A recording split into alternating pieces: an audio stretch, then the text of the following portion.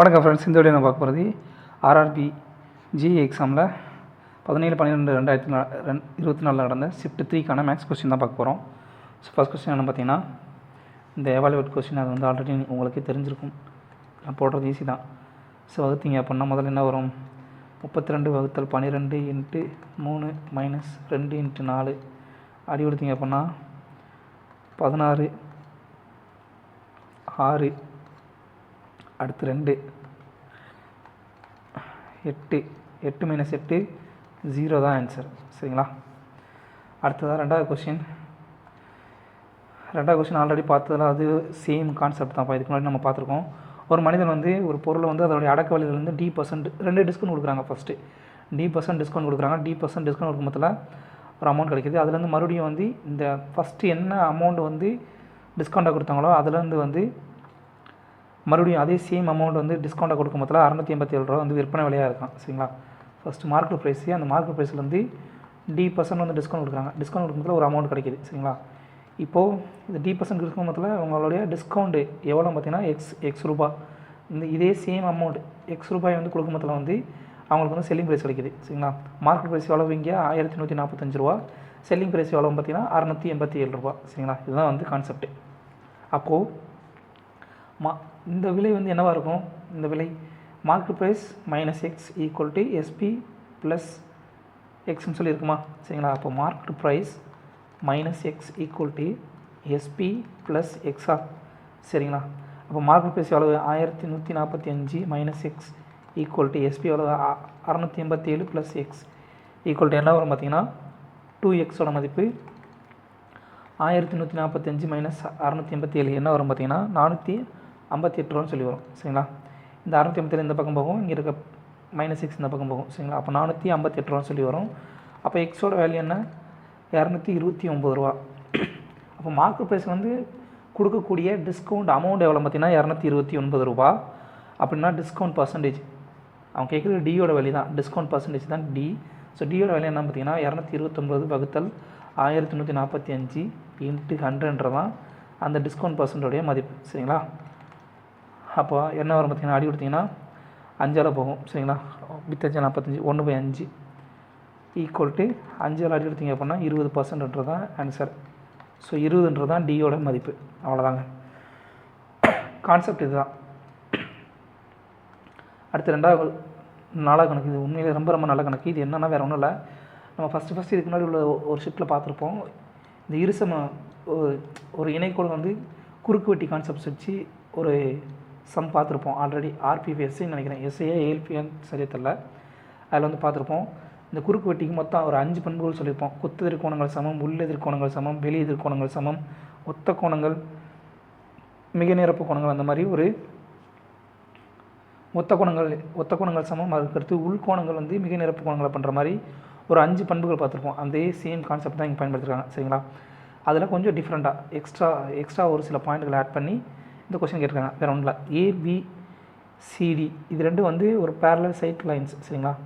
ABCD இது ரெண்டும் வந்து ஒரு 2 இணைக்கோடுகளாமா. சரிங்களா? அடுத்து HIன்றது transversal intersecting AB at E and CD at F. HIன்றது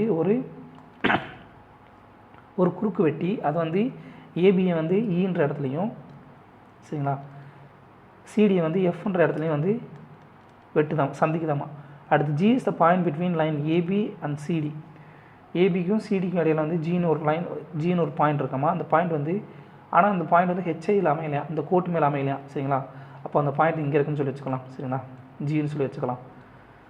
இப்போது என்னென்னா கணக்குப்படி EGF 65 டிகிரியாமா. இங்கே இருக்குது EGF. சரிங்களா?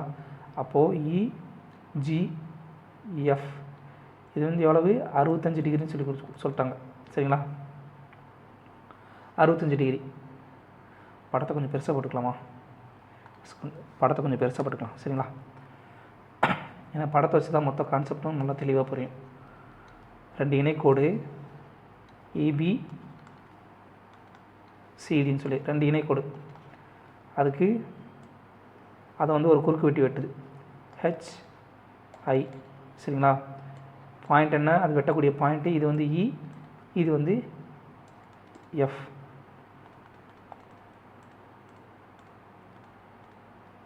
ஹெச்ஐ இது வந்து இந்த பாயிண்டோடைய ஒரு நிமிஷங்க ஹெச்ஐ இந்த பாயிண்ட் வந்து வெட்டக்கூடிய பாயிண்ட் வந்து இது வந்து இ இது வந்து எஃப் சரிங்களா. இந்த ரெண்டுக்கும் இடையில் வந்து ஒரு புள்ளி அமைஞ்சிருக்கு, அது வந்து ஹெச்ஐயில் அமையலன்னு சொல்லிட்டாங்க சரிங்களா. ஹெச்ஐயில் அமையல அப்படின்னா இது வந்து ஜின்னு சொல்லி இந்த பாயிண்ட். இப்போது இஜிஎஃப்னுடைய அளவு என்ன கொடுத்துட்டாங்க, இஜிஎஃப் இதனுடைய அளவு எவ்வளவு 65 டிகிரி ஆமாம் சரிங்களா, கணக்கில் கொடுத்துட்டாங்க. ரெண்டாவது 2/5 அதாவது கோணம் பிஇஜினுடைய 2/5 மடங்கு வந்து இந்த பிஇஜி சரிங்களா. பிஇஜி சரிங்களா. இது வந்து டிஎஃப்ஜி இந்த கோணம் சரிங்களா. இந்த கோணத்துக்கு வந்து அது ரெண்டுக்குள்ள தொடர்பு கொடுக்குறாங்க சரிங்களா. ஈக்குவல் டு 3/5 இன்ட்டு கோணம் டிஎஃப்ஜி சரிங்களா. கோணம் டிஎஃப்ஜி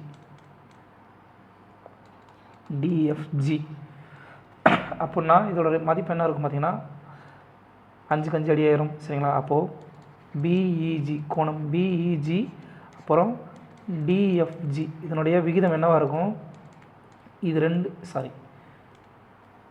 3 அப்படின்னா கீழே 2 அந்த சைடு போகும். ஸோ இதை நம்ம என்ன எடுக்கலாம் பார்த்தீங்கன்னா தீட்டான்னு சொல்லி எடுத்துக்கலாம் சரிங்களா. அப்போது பிஇஜி இது வந்து ஒரு 3 தீட்டா, டிஎஃப்ஜி இது வந்து 2 தீட்டா சொல்லி எடுத்துக்கலாம். அப்போது இது வந்து பிஇஜி 3 தீட்டா சரிங்களா. டிஎஃப்ஜி இது வந்து ஒரு 2 தீட்டா சரிங்களா. இதோட அளவீடு அப்படி தான் இருந்திருக்கும் சரிங்களா. அடுத்த கொஸ்டின் என்ன கொடுக்குறாங்க, அடுத்த கணக்கில் என்ன கொடுத்துருக்காங்க பார்த்தீங்கன்னா டிஎஃப்ஜி வந்து அடுத்த கணக்கு இது வந்து பண்பு 1, இது வந்து பண்பு 2. டிஎஃப்ஜின்றது டிஎஃப்இக்கு வந்து 3ல் ஒரு பங்காமா சரிங்களா. டிஎஃப்ஜியோட மதிப்பு நம்ம ஆல்ரெடி தெரியும் 2 தீட்டான்னு சொல்லி. அப்போ டிஎஃப்ஜின்றது டிஎஃப்இயில் 3ல் ஒரு பங்காமா. அப்போது டிஎஃப்இயோட அளவு நம்ம தெரிஞ்சுக்கலாமா சரிங்களா. அப்போ என்ன வரும், டிஎஃப்இயோட அளவு என்ன வரும் பார்த்தீங்கன்னா இதோட மதிப்பு 2 தீட்டா சரிங்களா. அப்போ டிஎஃப்இயோட மதிப்பு என்ன வரும், டிஎஃப்இயோட மதிப்பு என்ன வரும் 6 தீட்டான்னு சொல்லி வருமா சரிங்களா. 6 தீட்டான்னு சொல்லி வருமா டிஎஃப்இ. ஏன்னா டிஎஃப்ஜியோட மதிப்பு 2 தீட்டா, டிஎஃப்ஜியோட மதிப்பு 2 தீட்டா. அப்போது 2 இங்கே 2 தீட்டா, இந்த 3 இந்த பக்கம் மொத்தத்தில் 6 தீட்டான்னு சொல்லி மாறும் சரிங்களா. அப்போது டிஎஃப்இ இந்த ஹோல் செக்டரோட மதிப்பு 6 தீட்டா சரிங்களா. அப்போது இந்த பர்டிகுலர் ஸ்பேஸோட மதிப்பு என்ன வரும், இதோட மதிப்பு இந்த ஹோல் தீட்டாவோட மதிப்பு ஹோல் ஃபங்க்ஷனுடைய மதிப்பு 6 தீட்டா அப்படின்னா இந்த பர்டிகுலர் பண்பு சரிங்களா இந்த பக்கத்துடைய மதிப்பு என்ன வரும் 4 தீட்டான்னு சொல்லி வருமா. ஏன்னா இங்கே ஆல்ரெடி 2 தீட்டா இருக்கா, அப்போ இதோட வந்து 4 தீட்டான்னு சொல்லி வருமா. நல்லா போனீங்க. இப்போது டி கிடையாது. இப்போ கணக்கில் என்ன கேட்குறாங்க, எஃப்இஜியோட மதிப்பு கேட்குறாங்க. எஃப்இஜி இந்த பகுதியோட மதிப்பு கேட்குறாங்க சரிங்களா. இந்த பகுதியோட மதிப்பு நமக்கு வந்து கேட்குறாங்க. இப்போது இது வந்து ஒரு முக்கோணமா, எஃப்இஜின்றது ஒரு முக்கோணமா. அப்போ முக்கோணத்தின் 3 கோணங்களுடைய கூடுதல் என்ன வரும் 180 டிகிரி வருமா.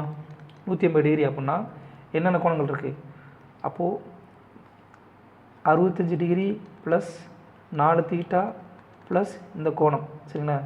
இந்த கோணத்தை எக்ஸ்ன்னு சொல்லி எடுத்துக்கலாம்.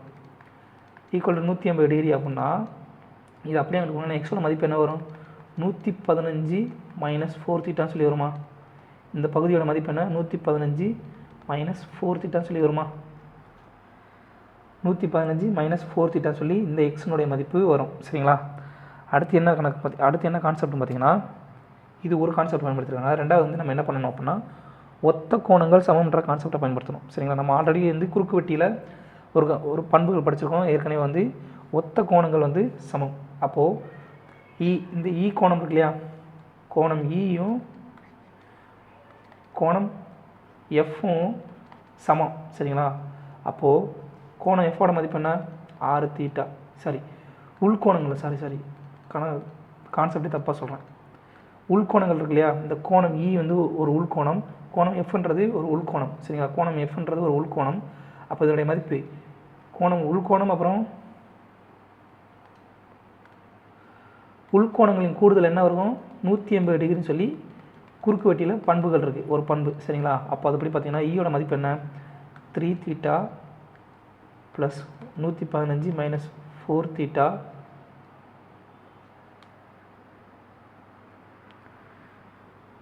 ப்ளஸ் 6 θ, எஃப்னுடைய மதிப்பு 6 θ ஈக்குவல் டு 180 டிகிரி. அப்போ தீட்டாவோட மதிப்பு என்ன வரும், இங்கே 4 மைனஸ், அப்போ 115 மைனஸ் 5 தீட்டாவோட மதிப்பு 180 டிகிரியா. அப்போது இந்த 5 தீட்டா அங்கே போகும், 180 சாரி ப்ளஸ் 5 தீட்டா, இங்கே மைனஸு, மொத்தம் 10லேருந்து சாரி 9லேருந்து 4 போச்சுன்னா 5. அப்போது தீட்டாவோட மதிப்பு என்ன வரும், இங்கே 65 கிடையாது 13 வரும். தீட்டாவோட மதிப்பு 180 மைனஸ் 115 வகுத்தல் 5 சொல்லியிருக்கோம். இதோட மதிப்பு என்ன வரும், 65 13 சொல்லி வரும். தீட்டாவோட மதிப்பு 13னா நமக்கு என்ன தேவை, எக்ஸோட மதிப்பு தான் தேவை. எக்ஸோட மதிப்பு 115 மைனஸ் 4 θ ஈக்குவல் டு 115 மைனஸ் 4 13 எவ்வளோ, 4 13 52 ஈக்குவல் டு 63 டிகிரின்றதான் ஆன்சர். புரிஞ்சுதா, இவ்வளோதான் கான்செப்ட். ஃபஸ்ட்டு வந்து 2 குறுக்கு வெட்டி அதோடைய அளவீடுகள்லாம் கொடுத்துட்டாங்க. இந்த அளவீடுகளில் 2 பண்புகள் பயன்படுத்தணும். ஒன்று முக்கோணத்தின் 3 கோணங்களின் கூடுதல் 180 டிகிரி சரிங்களா. அதுபடி வந்து இந்த எக்ஸினுடைய மதிப்பு, இந்த பண்பு இந்த பக்கத்தை எக்ஸ் நமக்கு வந்து ஈயோட அளவு நமக்கு என்ன கேட்குறாங்க, இந்த பகுதியோட மதிப்பு கேட்குறாங்க. ஸோ இதோட மதிப்பு என்ன வரும் அப்படின்னு பார்த்தீங்கன்னா, இந்த முக்கோணத்தின்படி 115 மைனஸ் 4 θன்னு சொல்லி வரும் சரிங்களா. அப்புறம் இந்த ஈன்ற பக்கம் அப்புறம் எஃப்ன்ற பக்கம் ஒத்த கோணங்களில் உள்கோணங்கள் மிக நிரப்பு கோணங்கள், 2 உள்கோணங்களின் கூடுதல் வந்து மிக நிரப்பு கோணங்கள்னு சொல்லி குறுக்கு வெட்டி கான்செப்டில் வந்து ஒரு தியரம் இருக்குது சரிங்களா. அந்த தியரத்துப்படி நம்ம பார்த்தோம்னா தீட்டாவோட மதிப்பு கண்டுபிடிச்சிட்டோம். நமக்கு என்ன தேவை, 115 மைனஸ் 4 θ அப்படின்னா அப்ளை பண்ணிங்க அப்படின்னா 63 டிகிரி தான் நமக்கு வந்து ஆன்சர் கிடைக்கும். ஸோ இதுதான் அங்கே கான்செப்ட். அடுத்த கணக்கு என்ன பார்த்தீங்கன்னா 4க்கு அப்புறம் 8வது கணக்கு. X is inversely proportional to Y சரிங்களா. எக்ஸ் வந்து ஒய்க்கு இன்வெர்ஸ்லி ப்ரொபோஷனலாமா சரிங்களா. அப்படின்னா எக்ஸோட மதிப்பு என்ன இருக்கும், கே ஒய்ன்னு சொல்லி மாறும் சரிங்களா. ஏன்னா ஒரு மாறிலியால் பெருக்குவோம், ஒரு இந்த தகவல் வந்து சமனோட மாற்றுறதுக்கு ஒரு மாறிலியால் பெருக்கணும் சரிங்களா. அப்போ கேன்றது மாறிலி. இப்போ கணக்கில் என்ன கொடுத்துட்டாங்க, எக்ஸ்ன்றது 2ஆக இருக்கும்பொழுது ஒய்யோட மதிப்பு 5 சரிங்களா. அப்போ எக்ஸ் 2 அப்படின்னா ஒய்யோட மதிப்பு என்ன 5 அப்படின்னா கேவோட மதிப்பு என்ன 10ன்றது கேவோட மதிப்பு சரிங்களா. இதை நம்ம கண்டுபிடிக்கிறது. இப்போ என்ன கேட்குறான், எக்ஸோட மதிப்பு ஒய்யோட மதிப்பு 41 இருக்கும் போதில் என்னன்னு சொல்லி கேட்குறான். So X equal to K upon Y equal to எக்ஸோட மதிப்பு என்ன, ஒய்யோட மதிப்பு 10, கேவோட மதிப்பு 10, ஒய்யோட மதிப்பு 41. ஸோ ஈக்குவல் டு எக்ஸோட மதிப்பு 10/41ன்றதான் ஆன்சர் சரிங்களா.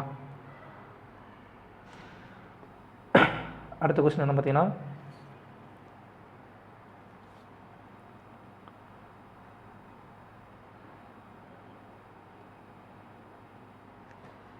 இது வந்து ஆல்ரெடி பார்த்துக்கிட்டு இருக்கு அதே சேம் கான்செப்ட். ஏபி 2 பேர் சேர்ந்து வந்து ஒரு வேலையை வந்து ஒருத்தர் 4 நாளில் முடிக்கிறார், இன்னொருத்தர் 46 நாளில் முடிக்கிறார் சரிங்களா. அப்புறம் நம்பர் ஆஃப் டேஸ், இவங்க 2 பேர் சேர்ந்து வந்து அந்த வேலையை வந்து எவ்வளோ நாளில் முடிப்பாங்கன்னு சொல்லி கேட்குறாங்க சரிங்களா. அப்போ இது 2க்கும் எல்சிஎம் எடுத்திங்கன்னா என்ன வரும், 46னா 92ன்றதான் எல்சிஎம்மாக வரும் சரிங்களா. அது வந்து டோட்டல் ஒர்க்கு, இது வந்து டேஸ், இது வந்து டோட்டல் ஒர்க்கு. இங்கே அவங்களோட எஃபிஷியன்சி, ஆப்ஷன் ஏவோட எஃபிஷியன்சி என்ன வரும், 4 அடிக்கிறதுக்கு அப்படின்னா 23 சொல்லி வரும் சரிங்களா. அடுத்து பியோட எஃபிஷியன்சி 92/46 2ன்னு சொல்லி வரும். இவங்க 2 பேர் சேர்ந்து ஒருத்தருடைய ஏபி 2 பேரும் சேர்ந்து அவங்களுடைய எஃபிஷியன்சி வரும் பார்த்தீங்கன்னா 23 கூட்டல் 2 25 சரிங்களா. அப்போது நமக்கு என்ன தேவை, நம்பர் ஆஃப் டேஸ் தான் தேவை. அவங்க வந்து இந்த டோட்டல் வேலையை வந்து எவ்வளோ நாள் முடிப்பான்னு சொல்லி கேட்குறாங்க. Number of days equal to total work upon அவங்களோட எஃபிஷியன்சி வகுத்தல் 25. இது என்ன பண்ணலாம், 92 வகுத்தல் 100/4 சொல்லி மாற்றலாமா 25. ஸோ அப்படி போனீங்கன்னா 92 × 4 வகுத்தல் 100 சொல்லி மாறும். அப்போது 9 36 368 வகுத்தல் 100 3.68 தான் ஆன்சர். அது சுருக்கி 3.6 சரிங்களா. அடுத்த question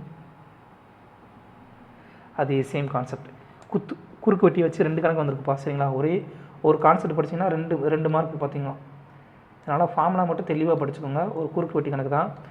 2 parallel lines cut by a transversal, 1 pair of corresponding angles x plus 30, இன்னொரு இதோட வந்து 2 - 30 சரிங்களா. ஒரு கோணத்தின மதிப்பு x plus 30 ஆமாம் சரிங்களா. 2 இணைக்கோடுகளை வந்து ஒரு குறுக்கு வெட்டி வெட்டுது. அதில் ஒரு கோணத்தினுடைய மதிப்பு வந்து வெட்டும்போது அந்த வெட்டுக்கூடிய கோணம் ஒன்னோட மதிப்பு x + 30. இன்னொருனுடைய வெட்டு கோணம் வந்து என்ன பார்த்தீங்கன்னா 2x - 10. சரிங்களா? குறுக்கு வெட்டி பண்பு என்னென்னா ஒத்த கோணங்கள் சமம். சரிங்களா? ஒத்த கோணங்கள் சமன்றப்போ இந்த 2 கோணங்களும் சமமாக இருக்கும். இதுதான் கான்செப்ட். எக்ஸோட மதிப்பு கேட்குறாங்க. ஒத்த கோணங்கள் சமன்ற கான்செப்டில் x + 30 = 2x - 10 டிகிரி. அப்போ 2xோட மதிப்பு என்ன வரும்? 2x - x = 40 டிகிரின்னு சொல்லி வரும். அப்போ எக்ஸோட மதிப்பு 40 டிகிரி. அவ்வளோதாங்க ஆன்சர். அடுத்த கொஸ்டின்.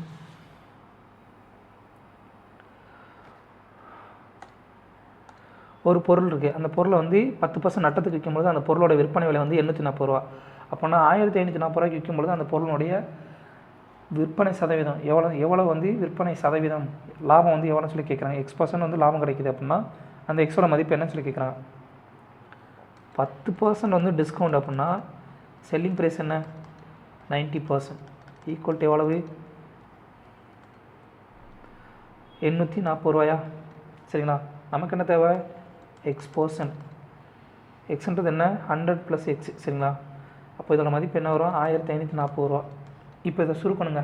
இப்போ 90% வந்து 840 ரூபா அப்படின்னா 1% என்ன வரும் 1%ஓட மதிப்பு இது எப்படி ஷார்ட்டாக பண்ணணும் அப்படின்னா நல்லா கவனிங்க.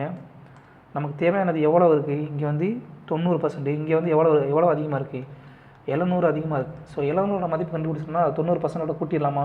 அப்போ அடி கொடுக்கலாமா? இது 700 வந்து எதால் போகும்? 700னா இங்கே 7 இங்கே 14 இருக்குது. ஸோ எத்தனை நாள் அடி கொடுக்கலாம் பார்த்தீங்கன்னா 12 டேரெக்டாகவே போட்டுடலாமா? ஒரே ஒரு நிமிஷங்க.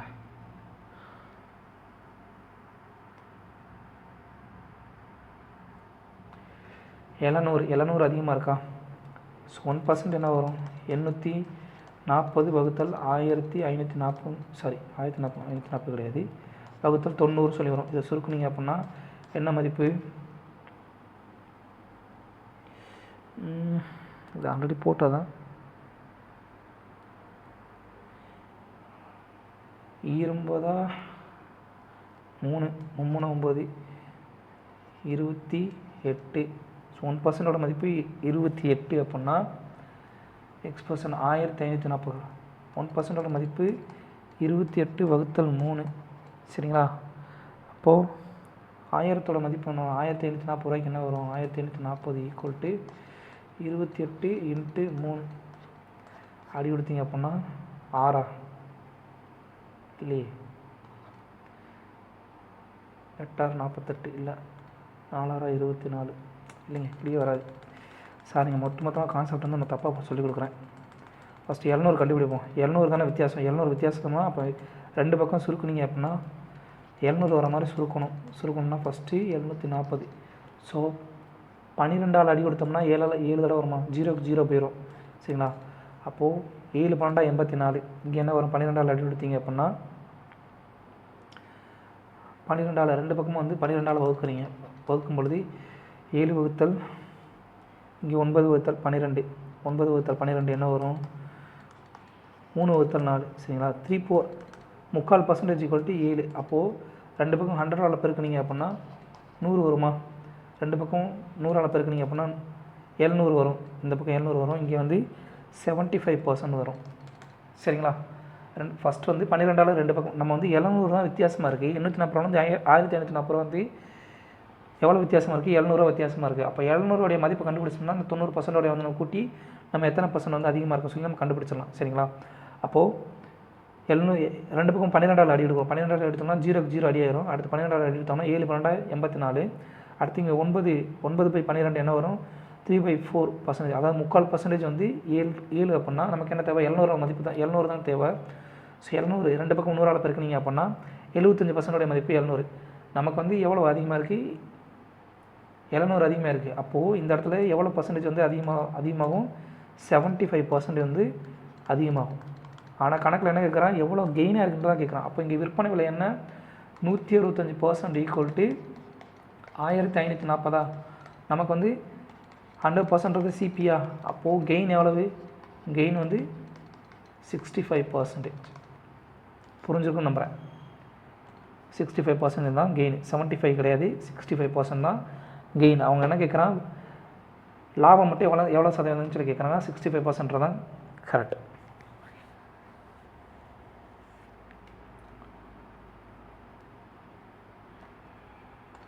அடுத்த கணக்கு வந்து என்ன பார்த்தீங்கன்னா, ஒரு நம்பர் இருக்குது, அந்த நம்பர் வந்து 50% அதிகரிக்கும் முதல்ல வந்து 320 சொல்லி மாறுது. ஸோ 2ன்ற நம்பர் வந்து 3ன்னு சொல்லி மாறுது அப்படின்னா 3னுடைய மதிப்பு 3120 அப்படின்னா 2னுடைய மதிப்பு என்ன வரும்? 2னுடைய மதிப்பு 15 6 15 30 31 இல்லை 3 அடி எடுக்கிறோமா, 104, அப்போ 2080 தான் ஆன்சர். அடுத்ததான் டிஸ்டன்ஸ், சரிங்களா? ஏபி 2 பேர் வந்து, ஒரு ஆள் வந்து டிஸ்டன்ஸ் ஏபி வந்து 1089 கிலோமீட்டரா, சரிங்களா? அது வந்து விஷால் வந்து ஒரு போகும்போது 104 கிலோமீட்டர் டிஸ்டன்ஸ், மணிக்கு வந்து 104 கிலோமீட்டர் வேகத்தில் கிடக்கிறாரு. ரெண்டாவது ரிட்டர்ன் வரும்போது 125 கிலோமீட்டர் வேகத்தில் வந்து கிடக்கிறாரு. அப்படின்னா அவரோட ஆவரேஜ் ஸ்பீடு என்ன சொல்லிக்கிறாங்க? டிஸ்டன்ஸ் வந்து 2 பக்கமும் சேம், சரிங்களா? அதனால் வந்து டச் பண்ணவே வேணாம். டேரெக்டாக வந்து 2x, இது வந்து half ஆஃப் த டிஸ்டன்ஸ் சொல்லி வச்சுக்கலாம். 2x upon x + y ஃபார்முலாவில் போட்டிங்க அப்படின்னா நமக்கு என்ன வரும்? 2 × 104 × 125 வகுத்தல் 104 கூட்டல் 125, சரிங்களா? என்ன வரும்?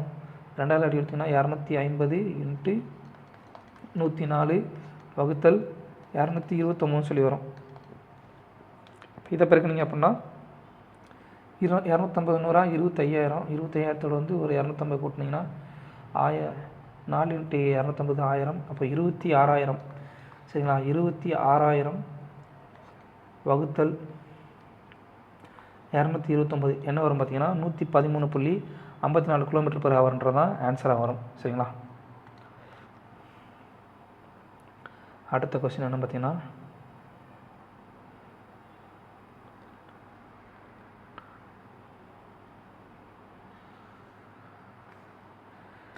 அனாமிகா வந்து 183 கிலோமீட்டர் வந்து 61 கிலோமீட்டர் மணிக்கு 61 கிலோமீட்டர் வேகத்தில் வந்து கிடக்குறாங்க. ரெண்டாவது வந்து 225 கிலோமீட்டர் வந்து 45 கிலோமீட்டர் மணிக்கு வந்து 40 கிலோமீட்டர் வேகத்தில் கிடக்குறாங்க அப்படின்னா உங்களோட ஆவரேஜ் ஸ்பீட் என்ன சொல்லி கேட்குறாங்க. இங்கே வந்து என்ன பண்ணணும் அப்படின்னா total distance upon total time. ஏன்னா இங்கே வந்து டிஸ்டன்ஸ் வந்து ரெண்டுமே வேறையாக இருக்குது. பட் அங்கே வந்து சேமாக இருந்ததுனால அந்த ஃபார்முலா பயன்படுத்தணும். Speed 1 × speed 2 upon 2 × speed 1 speed 2 upon speed 1 + 2 speed 1 + speed 2, சரிங்களா? இங்கே வந்து என்ன ஆவரேஜ் ஸ்பீடுக்கு total distance upon total time, சரிங்களா? இதுதான் வந்து இந்த இடத்துல, ஏன்னா டிஸ்டன்ஸ் வந்து வித்தியாசப்படுது இல்லையா? அப்போ டோட்டல் டிஸ்டன்ஸ் எவ்வளோ? 183 கிலோமீட்டர், அடுத்து ஒரு 225 கிலோமீட்டர். டோட்டல் டைம் என்ன? ஃபஸ்ட்டு 183 கிலோமீட்டர் 61 மணி நேரத்தில் 61 கிலோமீட்டர் வேகத்தில் கிடக்குறாங்க. So distance upon time, distance upon speed equal to time plus 225 kilometre வந்து 45 மணிக்கு 45 கிலோமீட்டர் வேகத்தில் வந்து கிடக்குறாங்க. இதுதான் அவங்களோட டைம். அப்போ இதை அடி கொடுத்தீங்க அப்படின்னா இங்கே வந்து என்ன வரும்? 3 வரும், இங்கே வந்து 5 வரும். ஸோ 220 180 400 408 வகுத்தல் 8 ஈக்குவல் டு 51 km/h தான் அவங்களுடைய ஆவரேஜ் ஸ்பீட், சரிங்களா? அடுத்ததான் 38வது கணக்கு. 3 ஃபர்னிச்சரோடைய ஆவரேஜ் ப்ரைஸ் சொல்லி கொடுத்தாங்க. அந்த ஃபர்னிச்சரோடைய ரேஷியோ, விலையினோட மதிப்புடைய ரேஷியோ கொடுத்தாங்க. அதில் இருக்கிறே காஸ்ட்லியஸ்ட் ஐட்டம் என்னன்னு சொல்லி கேட்குறாங்க, சரிங்களா? 3 ஃபர்னிச்சரோட டோட்டல் மதிப்பு எவ்வளோ இருக்கும்? 3 × 15,765 வகுத்தல், இது வந்து எதுக்கு சமமாக இருக்கும்? 15x. இதோட மொத்த மதிப்பு என்ன? 15x சமமாக இருக்கும். ஸோ ஒரு ஃபர்னிச்சரோட மதிப்பு 15x வகுத்தல் 15x, சரிங்களா? அப்போது ஒரு நிமிஷம், இது வந்து 15x சமமாக இருக்கும். நமக்கு என்ன தேவை? 7x மதிப்பு தான் தேவை. ஸோ 7x ஒரு ஃபர்னிச்சரோட மதிப்பு என்ன? 7x மதிப்பு என்ன வரும் அப்படின்னு பார்த்தீங்கன்னா 3 × 15,765 வகுத்தல் 15x × 7x சொல்லி வரும், சரிங்களா? அப்போ அடி கொடுத்தீங்கன்னா எக்ஸுக்கு எக்ஸ் அடி ஆயிரும். 5 3 15, அடுத்து 3 5 15, அடுத்து 4 5 5 25 5 25, சரிங்களா? பெருக்குனிங்க அப்படின்னா என்ன வரும் பார்த்தீங்கன்னா, கடைசியில் 1 3 15 4 5 மிச்சம் 3 15 மிச்சம் 7 இருக்குது. 7னா 1 5 மிச்சம் 2 25 5 25 25 மிச்சம் 1 15 மூவஞ்சா 15. ஸோ 3153 இன்ட்டு 7 மதிப்பு என்ன பார்த்தீங்கன்னா கடைசி யூனிட் டிஜிட் 1ல் முடியணும். ஸோ ஆன்சர் வந்து என்ன பார்த்தீங்கன்னா 22,777 தான் ஆன்சர். சரிங்களா. அடுத்த கொஸ்டின் வந்து காம்பவுண்ட் இன்ட்ரெஸ்ட். ஒரு சும்மன் வந்து ஒரு அமௌண்ட் 3500 வந்து 20% கூட்டுவட்டிலேருந்து இன்வெஸ்ட் பண்ணுறான். அவனுக்கு கிடைக்கிற அமௌண்ட் வந்து ரிட்டர்ன் வந்து 6048 வந்து கிடைக்குது அப்படின்னா அவன் வந்து எத்தனை வருஷத்துக்கு அந்த பொருளை வந்து வட்டிக்கு அந்த அமௌண்ட் வந்து வட்டிக்கு விட்டுருப்பான்னு சொல்லி கேட்குறான்.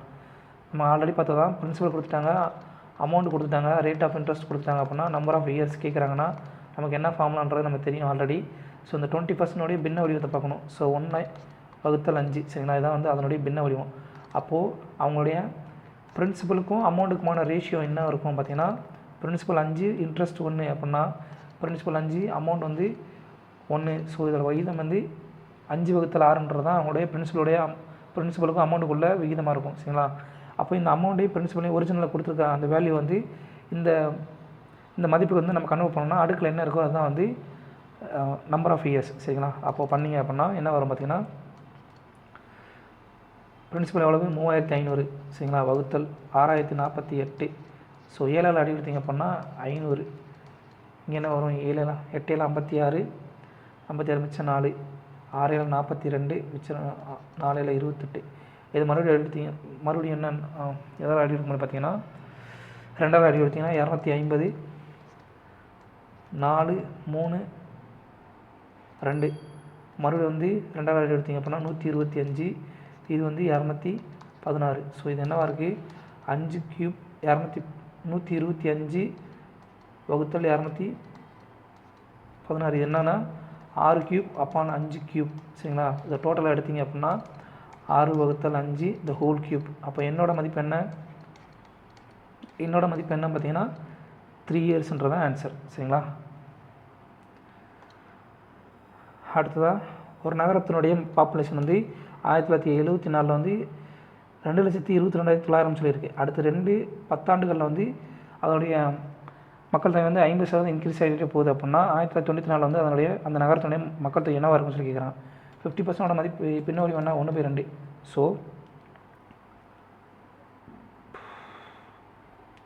இது இனிஷியலாக இருந்த மக்கள் தொகை, இது வந்து நியூவாக இருக்கக்கூடிய மக்கள் தொகை. சரிங்களா.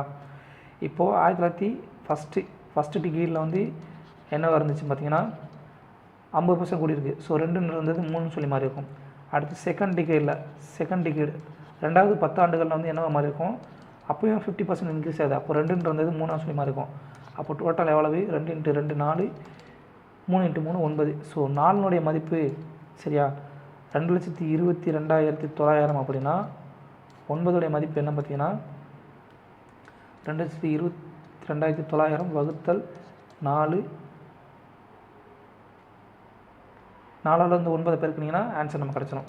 ஸோ 2,22,900 வகுத்தல் 4 × 9. சரிங்களா. இதை சிம்பிளிஃபை பண்ணோம்னா எப்படி பண்ணலாம் அப்படின்னு பார்த்தீங்கன்னா இந்த 4 வந்து 100/4 சொல்லி மாற்றலாமா. சரி, இந்த 4ன்றதை 100/25 சொல்லி மாற்றலாமா. 100/25 அப்படின்னா இந்த 2 சைடு அடி ஆயிரும். சரிங்களா. 222 9 × 9 × 25. சரிங்களா. அப்போது யூனிட் டிஜிட் பாருங்கள் 9 9 81 81 5 கடைசியில் யூனிட் டிஜிட் வந்து 5ல் முடியணும். யூனிட் டிஜிட் அப்படின்னா 5ல் முடிகிற மாதிரி ஒரே ஒரு ஆப்ஷன் தான் இருக்குது. So answer 5,1525 answer. சரிங்களா.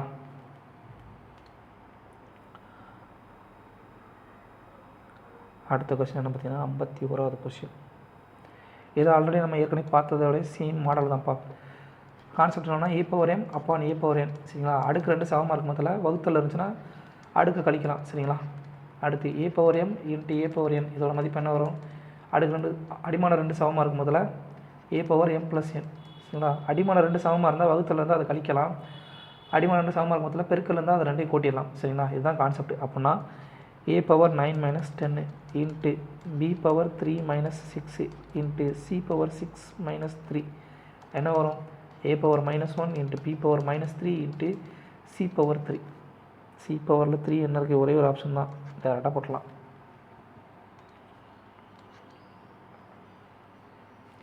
அடுத்த கொஸ்டின் என்ன பார்த்தீங்கன்னா find the cost of digging cuboidal bed. ஒரு கன செவ்வக வடிவ ஒரு குழி. சரிங்களா. ஒரு கன செவ்வக வடிவம் ஒரு குழி தோன்றாங்க சரிங்களா. அந்த குழி தோண்டும் முதல்ல அந்த குழியினுடைய நீள அகலம் உயரம் கொடுத்துட்டாங்க. அப்படின்னா அந்த குழியினுடையிலேருந்து அந்த குழி தோன்றதுக்கு சதுர மீட்டருக்கு வந்து 20 ரூபா அப்படின்னா மொத்தம் வந்து எவ்வளோ வந்து அவங்களுக்கு சம்பளம் கிடைக்குன்றதான் அந்த குழியை தோன்றதுக்கு எவ்வளோ செலவாகுன்றதான் கணக்கு சரிங்களா. சதுரோடைய குழி அதோடைய நீளம் வந்து கனசதுர வடிவம் சரிங்களா. கனசதுர வடிவம் அதனுடைய நீளம் வந்து 9 மீட்டர், அதனுடைய அகலம் வந்து 5 மீட்டர், அதனுடைய உயரம் எவ்வளவு 4 மீட்டர். அப்போது இந்த மண்ணை உள்ளே இருக்கிற மண்ணெல்லாம் எடுத்து போட்டாங்கன்னா அது வந்து அதனுடைய கொள்ளளவா. ஸோ கியூபாய்டு கனசெவகத்துடைய கொள்ளளவுக்கு ஃபார்முலா என்ன பார்த்தீங்கன்னா நீளம் இன்ட்டு அகலம் இன்ட்டு உயரம் சரிங்களா. அப்போனா என்ன 9 × 5 × 4 எவ்வளோ வரும் 36 20 180 சரிங்களா. 180 மீட்டர் ஸ்கொயர் மீட்டர் க்யூப் 3 அளவு இருக்கு இல்லையா. Metre into metre into metre metre cube சரிங்களா.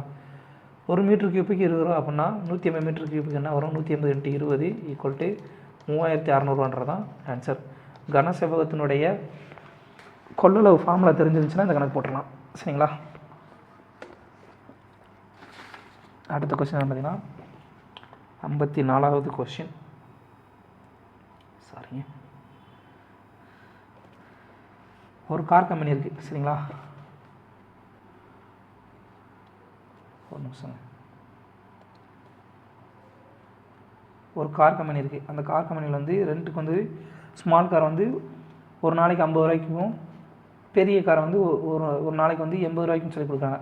மொத்தம் வந்து 13 காரை வந்து ரெண்ட்டுக்கு கொடுக்குறாங்க. அப்படி கொடுக்கும்போதில் அவங்களுக்கு கிடைக்கிற ஒரு நாள் வாடகை எவ்வளோ பார்த்தீங்கன்னா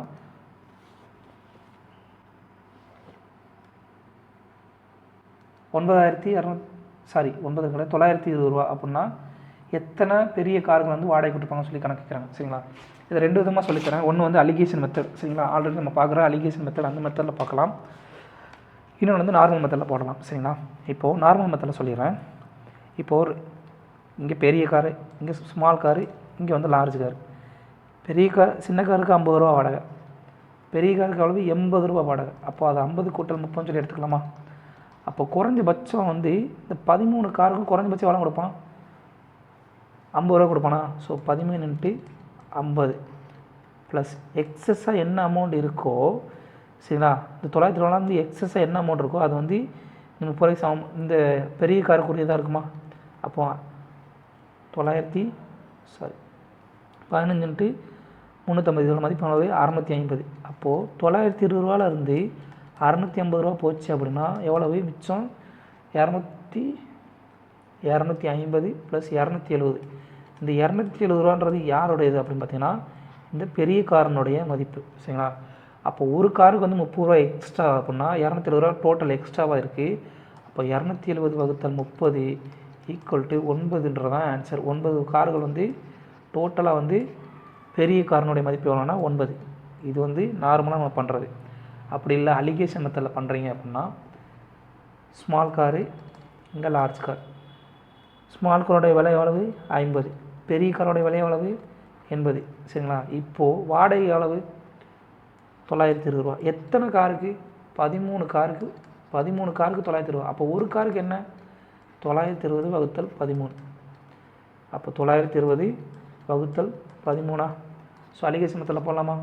பின்ன வடிவத்தில் இருந்தால் நம்ம போடுறதுக்கு ரொம்ப கஷ்டம். ஸோ நம்ம என்ன பண்ண போகிறோம், இதை வந்து எல்லாத்தையும் வந்து 13ஆல் பெருக்க போகிறோம். ஸோ 13ஆல் பெருக்குனீங்க அப்படின்னா எல்லாத்தையும் 13ஆல் பெருக்க போகிறோம். அப்படின்னா இந்த ஹோல் செட்டும் என்னவா மாறும் அப்படின்னு பார்த்தீங்கன்னா small car, large car. So 650 சொல்லி மாறுமா. 13 × 50 650 = 90 × 13 800 3 1040 சொல்லி மாறுமா. இங்கே வந்து 13 7000 920 சொல்லி வருமா. இப்போது சுருக்குனிங்கன்னா என்ன வரும் 1020 120 இங்கே என்ன வரும் 650 220 சொல்லி வரும். இதை சுருக்குனிங்க அப்படின்னா 4 30 120 9 30 70. ஸோ இந்த அமௌண்ட்லேருந்து கிடைக்கிறது நமக்கு என்ன கிடைக்கும் நம்பர் ஆஃப் ஐட்டம்ஸ் தான் கிடைக்கும். ஸோ லார்ஜ் காரனுடைய எண்ணிக்கை எவ்வளோ பார்த்தீங்கன்னா 9ன்றது தான் ஆன்சர். சரிங்களா? இப்படியும் போடலாம், 2 விதமாக போடலாம். ஆனால் அலிகேஷனை போன மொத்தத்தில் இந்த மாதிரி இருந்துச்சு அப்படின்னா அது வந்து எல்லாத்தையும் வந்து சிம்பிளிஃபை முழு எண்ணாக மாற்றுறதுக்காக 13ஆல் பெருக்க போகிறோம். அவ்வளோதான், வேறு ஒன்றும் கிடையாது. அடுத்த கொஸ்டின் என்ன பார்த்தீங்கன்னா, ஒரு டவர் இருக்குது. சரிங்களா? The angle of elevation of a tower. சரிங்களா? ஒரு டவர் இருக்குது, அந்த டவரில் வந்து ஒரு பாயிண்ட் இருக்குது. சரிங்களா? அந்த பாயிண்ட்டுக்கும் அந்த டவருக்கும் அந்த பாயிண்ட்டுக்கும் அந்த டவருக்குள்ள தூரம் எவ்வளோமா? 44 மீட்டராம். இந்த பாயிண்ட்டுக்கு இந்த டவரோடைய டவரோட உச்சத்துக்கும் சரிங்களா எவ்வளோ டிகிரியா? சாரிங்க, கோடு வேறு நமக்கு நேராக போட தெரிய மாட்டேங்குது. 60 டிகிரியாமா. சரிங்களா? அப்போ இது வந்து செங்கோண முக்கோணம். அப்போ இந்த டிகிரி என்ன இருக்கும்? முக்கோணத்தின் 3 கோணம் மதிப்பில் 30 டிகிரியாக இருக்கும். இப்போ என்ன கேட்குறாங்க? டவருடைய லென்த் என்ன கேட்குறாங்க? இதனுடைய இந்த லென்த் வந்து என்னன்னு சொல்லி கேட்குறாங்க. ஹெச். இந்த ஹெச் வந்து என்ன சொல்லி கேட்குறாங்க? நமக்கு ஆல்ரெடி தெரிஞ்ச பண்பு தான் இதெல்லாம். நம்ம வந்து பலசிலையும் வந்து ஆல்ரெடி பார்த்துட்டோம். இதுக்கு முன்னாடி உள்ள ப்ரீவியஸ் கொஷின் ஆர்பிஎஃப்எஸ்ஐ ஏஎல்பி எக்ஸாம்லாம் நிறையா பார்த்துருக்கோம் இதே கான்செப்டில். சரிங்களா? 2 கான்செப்ட் இருக்குது. ஒன்று வந்து 30 டிகிரி 60 டிகிரி கான்செப்ட்டு, இன்னொரு 45 டிகிரி கான்செப்ட். சரிங்களா? 30 டிகிரி அப்படின்னா அதுக்கு எதிர்க்குள்ள பக்கம், இந்த பக்கத்தினுடைய மதிப்பு என்னவாக இருக்கும்? 1:1 மதிப்பில் இருக்கும். சரிங்களா? இப்போ 60 டிகிரியோட மதிப்பு எதுக்குள்ள பக்கத்தினுடைய மதிப்பு என்னவாக இருக்கும்? √3 இருக்கும். சரிங்களா? இதோட மதிப்பு என்னவாக இருக்கும்? 2ன்னு சொல்லியிருக்கும். இதே மாதிரி 45 டிகிரி. சரிங்களா? 45 டிகிரி மதிப்பு இருக்குது. இது மொத்தம் 4 டைப் இருக்குதுப்பா. அப்புறம் வந்து இன்னொரு நம்பர் எழுத்து சம்மந்தமாகவும் ஏபிசிடி அந்த மாதிரி ஒரு எழுத்து வச்சும் இருக்கும். ஸோ 2 கோணம் வந்து 45 டிகிரி அப்படின்னா இதோட மதிப்பு என்னவாக இருக்கும்? இதோட மதிப்பு 1, இதோட மதிப்பு 1, இதோட மதிப்பு √2. சரிங்களா? இந்த கோணத்துக்கு எதிர்பக்கத்தினுடைய மதிப்பு 1, இந்த கோணத்துக்கு எதிர்பக்கத்தினுடைய மதிப்பு தான் வரும். சரிங்களா? √3. அப்போது 30 டிகிரி 60 டிகிரி 90 டிகிரி அப்படின்னா மதிப்பு என்ன வரும்? 30 டிகிரி 1, 60 டிகிரியோட மதிப்பு 100 √3, 90 டிகிரியோட மதிப்பு 2. சரிங்களா? அதே மாதிரி இங்கே 45 டிகிரி 45 டிகிரி 90 டிகிரி அப்படின்னா அதுக்கு எதிர்பக்கங்களுடைய மதிப்பு என்ன வரும்? இது 1, இது 1, இது √2. சரிங்களா? இதுதான் கான்செப்ட்டு. இந்த கான்செப்ட் வந்து நல்லா தெரிஞ்சுக்கோங்க. தனியாக கட்டம் போட்டு வச்சிடறேன்.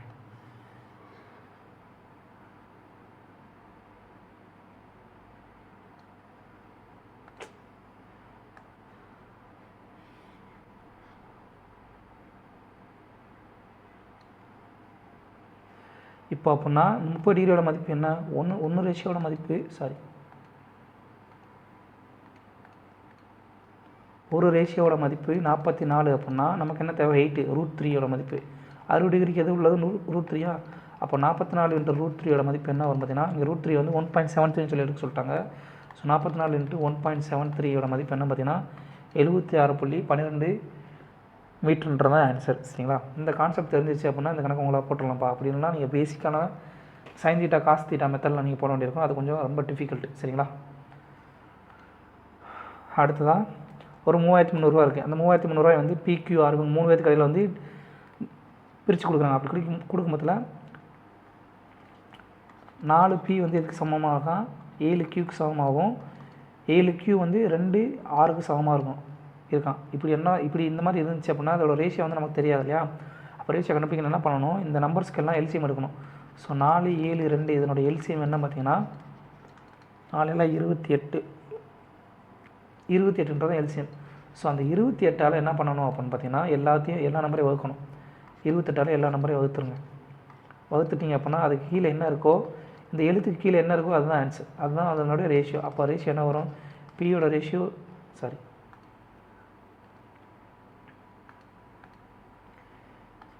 PQR இவங்க 3 ரேஷியோ என்ன வரும்? பியோட ரேஷியோ 7, கியூவோட ரேஷியோ 4, ஆரோட ரேஷியோ 14. சரிங்களா? நமக்கு என்ன கேட்குறாங்க? ஆரோட ஷேர் என்னன்னு சொல்லி கேட்குறாங்க. மொத்தம் எவ்வளோ ஷேரு? மொத்தம் 3 பேரோட ஷேர் அளவு 14, 21, 25 தான். 25 ரேஷியோன்றது 25 ரேஷியோ. சரிங்களா? அப்போ 25னுடைய மதிப்பு சரிங்களா? 25னுடைய மதிப்பு எவ்வளவு? 3300 அப்படின்னா நமக்கு 14ஓட மதிப்பு தான் தேவை. சரிங்களா? 3300 வகுத்தல் 25 × 14. சரி, 25 எப்படி இருக்கலாம்? 100 வகுத்தல் 4 அப்படின்னா 33 × 4 × 14. 12 8ல் தான் முடியுது. சரிங்களா? வழியே கிடையாது. 34 132 × 14. இப்போ 132 × 14 என்ன போட்டிங்கன்னா 14 போட்டிங்கன்னா என்ன வரும்? 132 14 1320 கூட்டல் 4 332 400 32 4 12 520 520 ஒரு 8 528 ஈக்குவல் டு 1848ன்றதான் ஆன்சர். இந்த ரேஷியோ இந்த மாதிரி கொடுத்தாங்க அப்படின்னா இது ரேஷியோ ஆகுன்னா என்ன பண்ணணும்? இந்த கொடுக்கப்பட்ட நம்பர்ஸ்க்கு எல்லாத்துக்கும் எல்சிஎம் இருக்கணும். எல்சிஎம் எடுத்து அதை வகுத்திங்கன்னா இந்த வகுக்கும்பொழுது கீழே என்ன மதிப்பு இருக்கோ அதுதான் வந்து இதனுடைய மதிப்பு. ஸோ 4 22 வகுத்திங்கன்னா 7, இந்த மாதிரி 7 வந்து வகுத்திங்கன்னா 4, இந்த மாதிரி பிக்யூரோட மதிப்பு கிடச்சிடும். சரிங்களா? இந்த கான்செப்ட் தெரிஞ்சுக்கோங்க. சரிங்களா? அடுத்த கொஸ்டின் 57க்கு அப்புறம்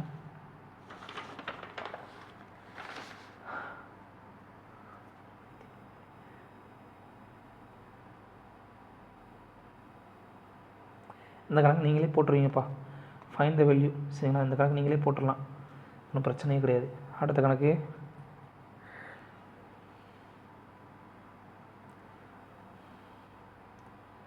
78வது கணக்கு.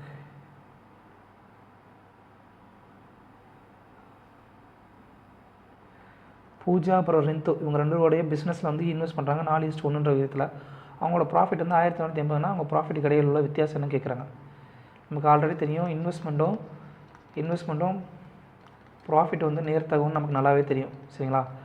அப்போது இன்வெஸ்ட்மெண்ட்டோட மதிப்பு ரேஷியோ என்னவோ அதே தான் ப்ராஃபிட்டோட ரேஷியோ இருக்கும். அப்போது 5 ரேஷியோட மதிப்பு என்னவு 1480 அப்படின்னா நமக்கு என்ன தேவை? 3 ரேஷியோ வித்தியாசம் தான் தேவை. 3 ரேஷியோட மதிப்பு 1480 வகுத்தல் 5 × 3. சரிங்களா? அடி கொடுத்தீங்க அப்படின்னா என்ன வரும்? 10 அடி கொடுத்தீங்கன்னா 2 10 வகுத்தல் 2 சொல்லி எடுத்தோம்னா 0க்கு 0 அடி ஆயிரும். அடுத்து 2 பார்த்தீங்கன்னா 248 200 48 96 296 × 3 என்ன வரும்?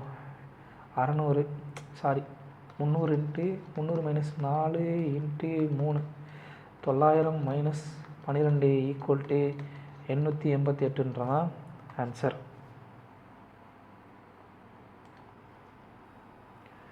அடுத்த கொஸ்டின் என்ன பார்த்தீங்கன்னா ஆவரேஜ் கேட்குறாங்கப்பா. சரிங்களா? First n number of natural numbers 1லேருந்து 97 வரைக்கும் ஆவரேஜ் என்னன்னு சொல்லி கேட்குறாங்க. n number of natural numbers first n numbers of natural நம்பர்ஸுடைய ஆவரேஜோட ஃபார்முலா என்ன? n+1/2. சரிங்களா? அப்போ 97 கூட்டல் 1 வகுத்தல் 2 ஈக்குவல் டு என்ன வரும்? 98 வகுத்தல் 2 49ன்றது தான் ஆன்சர். சரிங்களா? அடுத்த கொஸ்டின் என்ன பார்த்தீங்கன்னா 2 பைப்பு ஏபி. சரிங்களா? இவங்க வந்து ஒரு பைப் வந்து 2 மணி நேரத்தில் வந்து ஒரு தொட்டி நிரப்புது, இன்னொன்று வந்து 46 மணி நேரத்தில் தொட்டி நிரப்புது.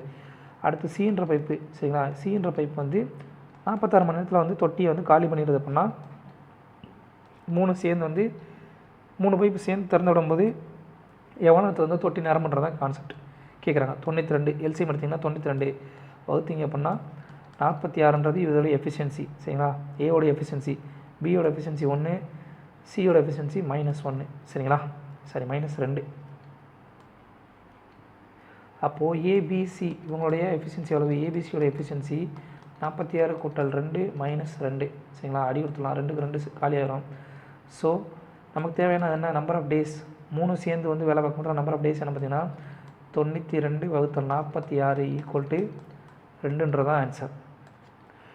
ஒரு பைப் வந்து 46 மணி நேரத்தில் நிரப்புது, இன்னொரு பைப் வந்து 46 மணி நேரத்தில் காலி பண்ணுது அப்படின்னா மிச்சம் இருக்கிற ஒரு பைப்பு தான் வேலை செய்கிற மாதிரி ஆக்சுவலாக. அப்போ அந்த ஒரு பைப் எவ்வளோ நேரம் வேலை செய்யுது? 2 மணி நேரம். சிம்பிளாக டேரெக்டாகவே போட்டுடலாம். அடுத்த கொஸ்டின் மீன் கணக்குப்பா, புள்ளியியல் கணக்கு. இது நம்ம ஆல்ரெடி தெரியும். மார்க்ஸ் நம்பர் ஆஃப் ஸ்டூடெண்ட்ஸ் இது வந்து என்ன வரும்? இது வந்து எக்ஸ்ஐ, இது வந்து எஃப்ஐ, இந்த வேல்யூவோட மதிப்பு.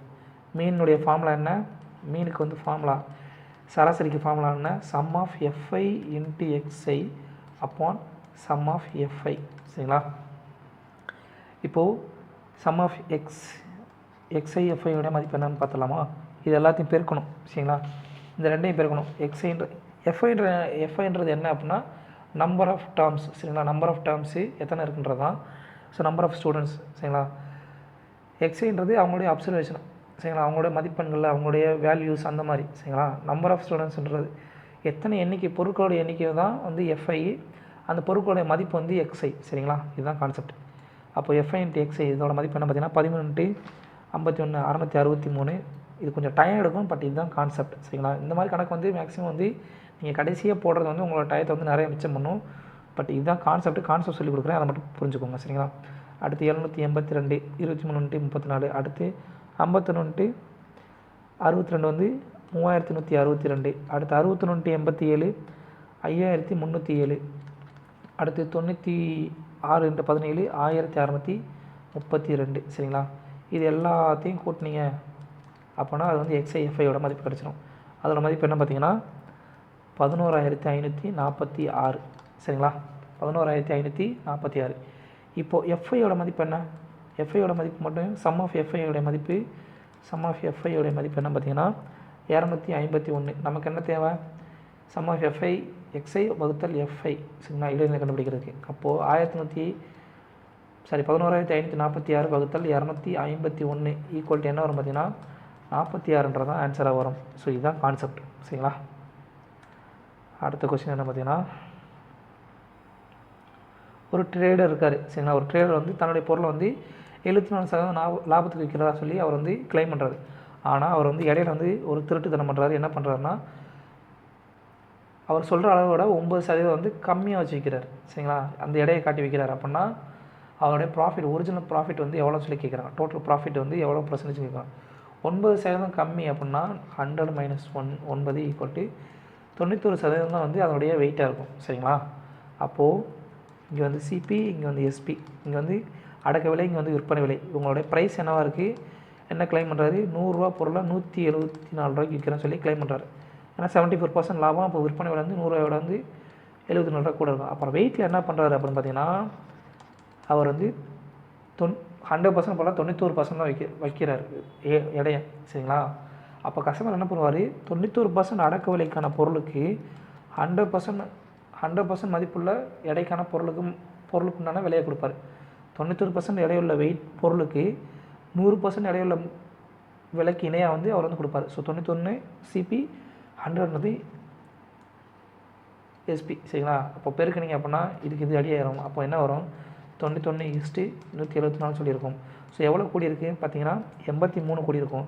எதுலேருந்து கூடியிருக்கு? 83 வகுத்தல் 91 இன்ட்டு 100 என்ன வரும் பார்த்தீங்கன்னா 83,091. இது ரஃபாக 90 சொல்லி வச்சுக்கிட்டோம். இதை வந்து ரஃபாக வந்து அப்படி பார்த்தோன்னா கிட்டத்தட்ட 90% கிட்ட வரும். சரிங்களா? 90% பட்ட ரெண்டு ஆன்சர் இருக்கிறதுனால நம்ம அடி கொடுத்துக்கலாம் டேரெக்டாக. 0க்கு 0 அடி ஆயிரும். சரிங்களா? அடுத்து அடி கொடுத்தீங்க அப்படின்னா 99,081 மிச்சம் 20 இருக்கும். 99,081 மிச்சம் 20. பாருங்கள், இங்கே 91 இல்லையா? சாரி, 91. ஸோ 8,300. இது 91 அடி கொடுத்தீங்க அப்படின்னா டேரெக்டாக வந்து என்ன ஆன்சர் வரும்னா 91% வந்து கிட்டத்தட்ட நெருக்கி வரும். சரிங்களா? அடுத்த கணக்கு என்ன பார்த்தீங்கன்னா, 2 நம்பர் இருக்குது. எல்சிஎம் 2 நம்பருடைய எல்சிஎம் வந்து 2 எண்கள் இருக்குது. அந்த எண்களுடைய எல்சிஎம் வந்து ஹெச்சிஎஃப்போட 7 மடங்காமா. சரிங்களா? அந்த 2 எண்களுடைய பெருக்கல் பலன் 448. அப்படின்னா அந்த 2 எண்களுக்கு இடையே உள்ள வித்தியாசம், எல்சிஎம் ஹெச்சிஎஃப்னுடைய இடையே உள்ள வித்தியாசம் என்ன சொல்லி கேட்குறாங்க. இப்போ என்னென்னா 2 எண்களுடைய பெருக்கல் பலன், இது வேறு கலரில் எழுதுறான். 2 எண்களுடைய பெருக்கல் பலன் வந்து அந்த எண்களுடைய எல்சிஎம் அப்புறம் ஹெச்சிஎஃப்க்கு வந்து இணையாக இருக்கும். இது வந்து கான்செப்ட். சரிங்களா? இது வந்து ஃபார்முலா. இப்போ கணக்கில் என்ன கொடுத்தனா எல்சிஎம் வந்து அவங்களுடைய ஹெச்சிஎஃப் போல் 7 மடங்காமா. சரிங்களா? இப்போது 2 எண்களுடைய பெருக்கல் பலன் என்ன? 448. ஸோ அந்த 2 எண்கள் 1 × 2 ஈக்குவல் டு 448. அப்போ எல்சிஎம் என்ன வரும்? அந்த 2 எண்களுடைய பெருக்கல் பலன் வந்து 448 தானே கொடுத்தாங்க. அப்போது எல்சிஎம் என்ன? எல்சிஎம் வந்து இந்த இடத்துல 7 வச்சு இன்ட்டு ஹெச்சிஎஃப் என்ன? LCM into HCF equal to first number into second number. சரிங்களா? இது கான்செப்ட்டு. ஸோ எல்சிஎம்க்கு பதிலாக என்ன பண்ணலாம்? 7 வச்சு போடலாமா? இன்ட்டு ஈக்குவல் டு 448 அடி கொடுத்தீங்கன்னா அப்படின்னா 7 இன்ட்டு 7 அடி கொடுத்தேன் 7 இன்ட்டு H² வரும். சரிங்களா? H² equal to HCF² equal to 448 சொல்லி வரும். அடி கொடுத்தீங்க அப்படின்னா 6 42, 42 மிச்சம் 42 28, 4 28. அப்போது H² ஹெச்சோட மதிப்பு என்ன வரும்? H² வந்து 64 அப்படின்னா ஹெச்சோட மதிப்பு என்ன வரும்? 8ன்னு சொல்லி வரும். நமக்கு என்ன தேவை? எல்சிஎம்க்கும் ஹெச்சிஎஃப்க்கும் உள்ள வித்தியாசம். ஸோ எல்சிஎம் வந்து 7 ஹெச், ஹெச்சிஎஃப் வந்து 1 ஹெச். இது அவங்க ரெண்டுக்குள்ள வித்தியாசம் என்ன? 6 ஹெச். சரிங்களா? அப்போ என்னது 6 × 8 48ன்றதான் ஆன்சர்.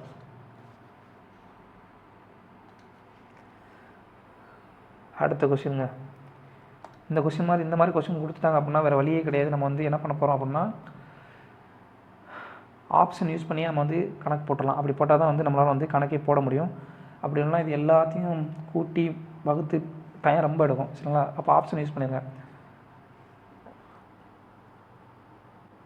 90வது கணக்கு.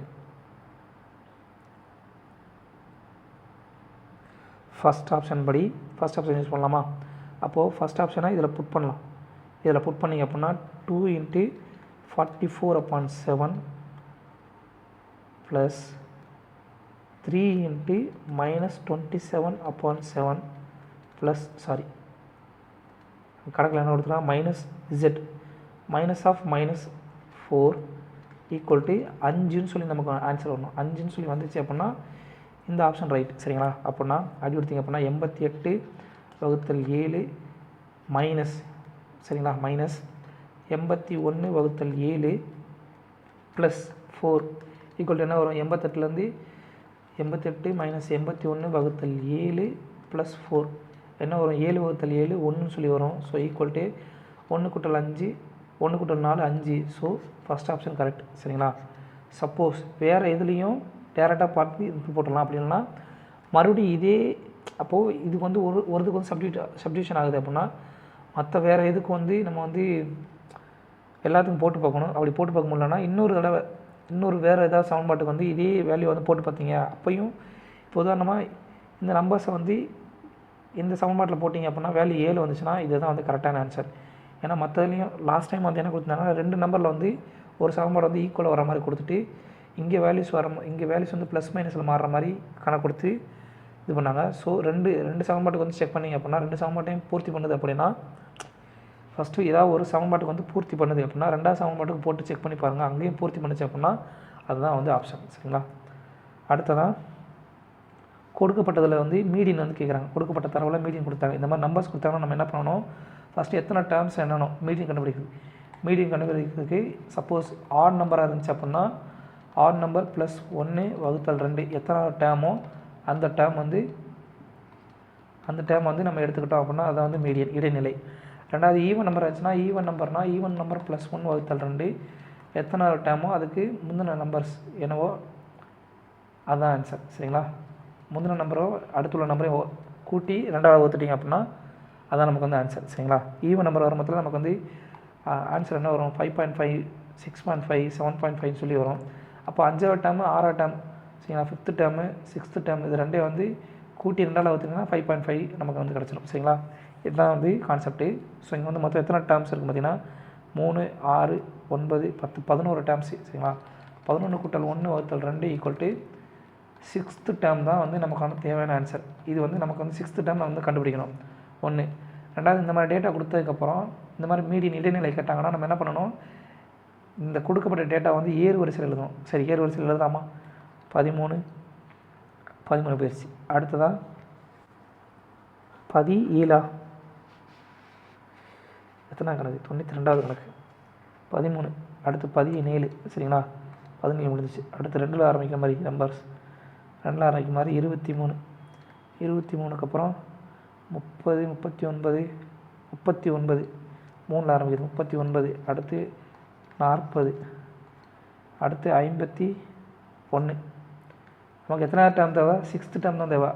3 6 6th டேர்ம் 51 டேரெக்டாக போட்டுடலாம். சரிங்களா? அப்படி இல்லைனா இன்னொரு விஷயம் பாருங்கள். இங்கே ஆப்ஷனை பாருங்கள். ஆப்ஷன் எல்லாமே வித்தியாசம். நமக்கு தெரியும் 6th டேர்ம் ஒரு முழுமையான டேர்ம் தான். சரிங்களா? 5.5 6.5 அந்த மாதிரி அந்த டேர்ம் கிடையாது. 6th டேர்ம் தெரியும். இங்கே ஆப்ஷனில் இந்த டேர்ம்ஸில் வந்து இருக்கக்கூடிய ஒரே நம்பர் வந்து 51 மட்டும்தான். ஸோ டேரெக்டாக இங்கேருந்து ஆன்சர் போட்டலாம்.